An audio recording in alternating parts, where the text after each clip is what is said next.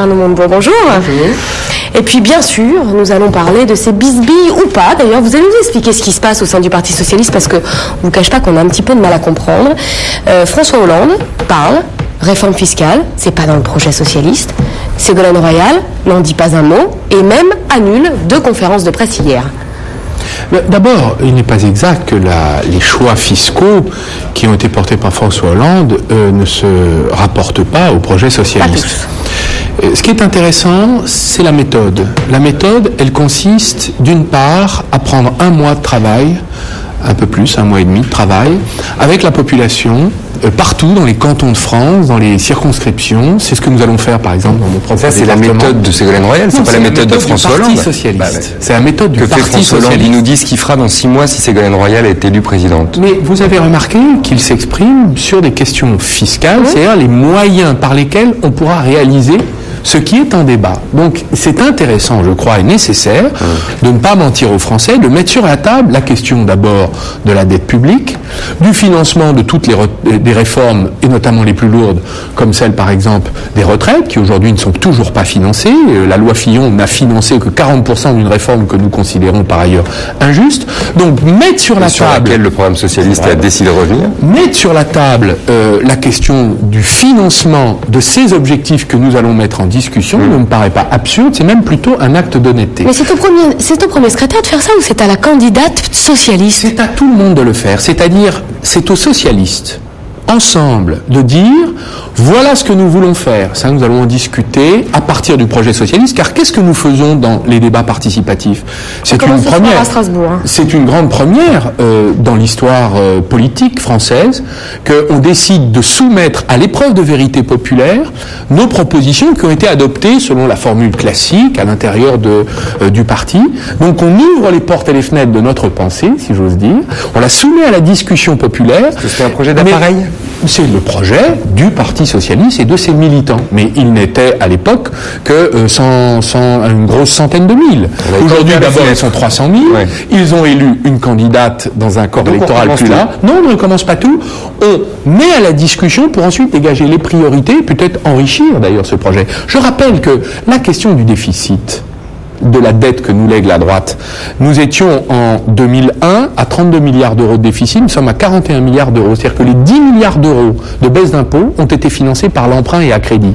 Ça fait partie des problèmes que nous allons devoir affronter. Le problème de la dette, il a 25 ans. Oui, pour être très honnête, il n'a pas 5 ans. Non, mais on peut reprendre les chiffres éternellement. Non, mais je vous dis qu'en 4 ans, nous avons accru la diminution de nos marges de manœuvre, puisque les 10 milliards de baisse d'impôts, qui ont profité d'ailleurs aux 10% les plus riches, sont allés directement dans la problématique de l'emprunt et du financement à crédit. Donc c'est quand même un vrai problème. Donc le gouvernement de droite a gouverné à crédit. Et vous ferez autrement, notamment en augmentant les impôts. Il a baissé les impôts sans recettes fiscales. Donc quand vous diminuez les recettes, vous êtes obligé d'aller les emprunter. Donc vous augmenterez les impôts. La question est donc de dire aux Français... Mais c'est pas une question, c'est une réponse qu'a donné François Hollande. Mais il a donné des éléments de réponse par rapport à ce que nous voulons faire. Et il a raison de le dire et de le dire avec honnêteté. Alors pourquoi est-ce que Ségolène Royal n'a pas accepté en conférence de presse, en les annulant, on n'a pas accepté de répondre. Donc elle le dira.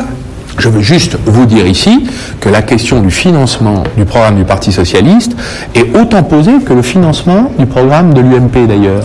Car le programme de l'UMP, c'est plus de 50 milliards de dépenses. Donc cette question, elle est posée pour tout le monde. Car lorsque M. Sarkozy va dans les Ardennes tenir d'ailleurs le langage qui est le langage de la CGT, c'est-à-dire sur la ligne, les slogans, les positions altermondialistes de la CGT, et qui d'ailleurs ne s'effraie d'ailleurs pas de tenir le langage absolument opposé devant l'Assemblée Générale du MEDEF, avec les applaudissements, standing ovation, bis de Madame Parizeau. Donc, à qui ment-il? Est-ce qu'il ment au patron qui sont ses amis?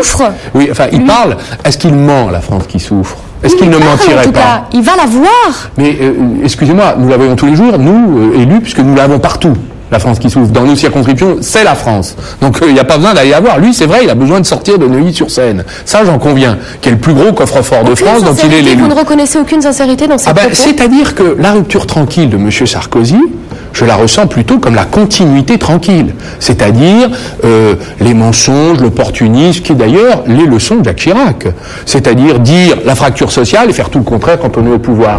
Qui quel est le Sarkozy qui ment? Est-ce que c'est celui qui va au MEDEF se faire applaudir par le haut patronat financier du CAC 40 et servir ses intérêts, ou est-ce que c'est celui qui emprunte la posture de la CGT, l'altermondialisme, à Charleville-Mézières pour dire « je ne vous trahirai pas, ne vous inquiétez pas ». Pourquoi? La posture de la CGT, pardon, bon, vous avez entendu le discours de Nicolas Sarkozy aussi bien que moi, il a fustigé les grèves dans les trains, ces gens qui empêchent les Français d'aller travailler, c'est pas exactement le discours de la CGT, si il a dit « les salaires ne sont pas l'ennemi de l'emploi ». C'est le slogan du syndicalisme et de la gauche depuis très longtemps.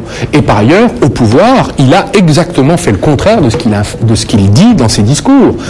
Aujourd'hui, nous avons un gouvernement Sarkozy... Donc c'est super menteur bis, pour reprendre une formule de Guignol, c'est ça? Le gouvernement Sarkozy, de fait, aujourd'hui, il contrôle tous les députés, il a les médias avec lui, le haut patronat, le Conseil constitutionnel, bref, il gouverne la France de fait, même s'il n'est pas chef du gouvernement, mais toute sa politique, il ne veut pas en assumer les conséquences. Et tout son discours est aux antipodes de ce qu'il fait chaque jour. Donc il y a un tout petit problème d'explication de texte pour les Français. Ça, c'est question posée à Nicolas Sarkozy. Moi, je vous ai posé une question, et Nathalie aussi, depuis tout à l'heure. Pourquoi est-ce que Ségolène Royal a annulé 2 conférences de presse hier? Mais je crois que c'est une chose...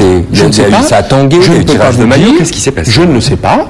Je peux simplement vous dire que c'est un fait habituel que des dirigeants politiques décident de s'exprimer quand ils décident de s'exprimer. Ou ne pas s'exprimer. Ou de ne pas s'exprimer. C'est plus compliqué. Ce que je peux vous dire, c'est que ce soir, elle sera à Strasbourg, dans un débat participatif, et où la population pourra d'ailleurs discuter avec poser elle, ses questions. Et la presse comme d'habitude. Poser ses questions. On va revenir, s'il vous plaît, sur ce statut pénal du chef de l'État. C'est bon? Ils vont le faire avant la fin de la législature. Il y a la commission des lois aujourd'hui, ce sera à l'Assemblée le 16 janvier, et réunion du Conseil constitutionnel pour une modification de la Constitution, puisque c'est indispensable, congrès de Versailles, a priori fin février. Vous êtes content?